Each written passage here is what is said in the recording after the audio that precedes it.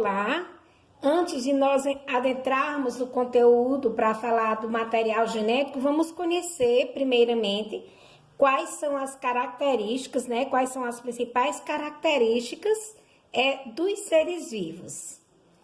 O que é que um ser precisa ter para ele ser considerado um ser vivo? Primeiramente, ele tem que ter, né, todo ser vivo, ele tem na sua composição química esses 6 átomos aqui, né? Ele precisa ter carbono, hidrogênio, oxigênio, nitrogênio, fósforo e enxofre. Então, junta todos esses elementos aqui, esses átomos, eles se juntam aos demais elementos e formam todas as moléculas que compõem o nosso corpo. Seja uma bactéria, seja nós, seres humanos, né?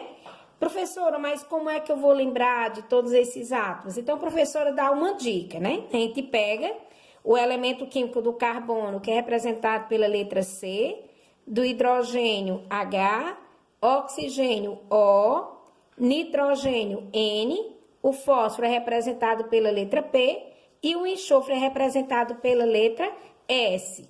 Então, eu chamo isso de champs. Vamos dizer juntos? Champs. Então, logo que eu lembrar de champs, eu vou lembrar quais são os elementos que compõem, né, a estrutura de um organismo vivo, de um ser vivo. A segunda característica que todo ser precisa apresentar é as células. Segundo, né, a teoria celular, ela afirma que todo e qualquer ser vivo ele é constituído de células, né? Um organismo que tem uma célula ele é chamado de unicelular. Um organismo que tem 2 ou mais células ele é chamado de pluricelular, como é o caso dos seres humanos.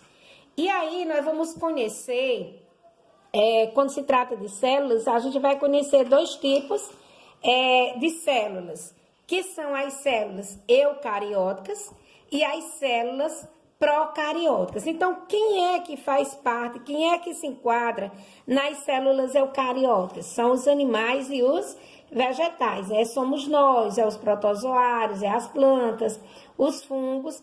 Essas células aqui, as células eucarióticas, elas são mais complexas, né? Enquanto que as células procarióticas, né, que quem faz parte desse grupo, professora? As bactérias. Então, essas células procarióticas, elas são umas células menores, elas não têm compartimento, ela não tem núcleo, ela não tem lisossomo e automaticamente ela não tem organela. Então, a composição química e células são 2 características, né, que compõem um ser vivo. Professora, e tem mais? Sim. Nós temos aqui uma outra característica que é comum a todo ser vivo, que é a reprodução. Se é um ser vivo, ele tem que reproduzir. Então, a reprodução, ela se dá de 2 maneiras, sexuada e assexuada. Professora, qual é a diferença entre as duas? Na reprodução sexuada, né, como o próprio nome já diz, sexuada, porque existe a troca de material genético, né, justamente para quê? Para misturar esse material genético e o descendente ele nascer com a maior variabilidade genética.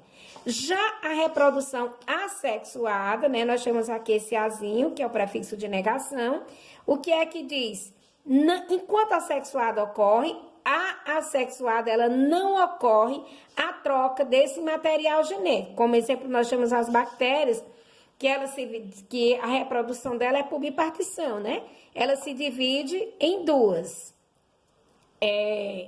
E os descendentes dela, né, da reprodução assexuada, eles vão ser iguais, vão ser clones, vão ser idênticos. Diferentemente da reprodução sexuada, que tem uma maior variabilidade. Professora, e qual é a outra característica de um ser vivo? Outra característica é o metabolismo. Metabolismo. Então, esse metabolismo, ele ocorre no interior da célula. A respiração celular, ele é um grande exemplo do metabolismo. Então, o metabolismo, ele é classificado em anabolismo e catabolismo. Professora, e qual é a diferença? Vamos lá. Anabolismo é quando o nosso corpo, né, um ser vivo, digamos assim, ele vai fazer um metabolismo, que é que ocorre? Ele pega essas moléculas aqui mais simples e forma uma molécula mais complexa. Já no catabolismo, o que é que acontece? Ele pega uma molécula e quebra, né, essa molécula em estrutura menores, como é esse caso aqui. Então, vamos fazer aqui uma revisão. Nós temos como característica do ser vivo a composição química. Todo ser vivo tem que ter, né, aqueles 6 átomos na sua composição química. Ele tem que ser constituído de células. Ele tem que se reproduzir. Tem que ter o metabolismo. E aí a gente dá continuidade. O que é que precisa ter mais, professora? Então, todo ser vivo, ele precisa crescer. Todo ser vivo, ele precisa crescer, né? Inclusive as bactérias, por menor que ela seja, ela cresce e se divide. Então, é uma característica também de todo e qualquer ser vivo, é o crescimento. A outra característica é a evolução. Então, todo ser vivo, ele tem que ser plausível de evolução, né?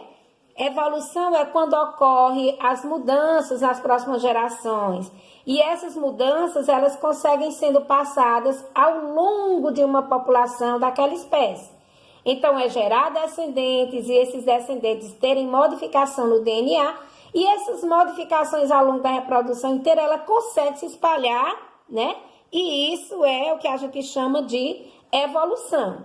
Um ser vivo, ele surge a partir da evolução de outros. Ele sofre especiação, modificação, né? Como exemplo, nós temos o seguinte: os primeiros seres vivos, eles provavelmente eram unicelulares, ele não tinha as características que tem hoje, né? E aí ele vai sofrendo mutações, vai se tornando um ser mais complexo. Então, ele precisa também se evoluir. Para ser considerado um ser vivo, ele precisa também da reação, ou seja, ter reação. Todo ser vivo tem reação.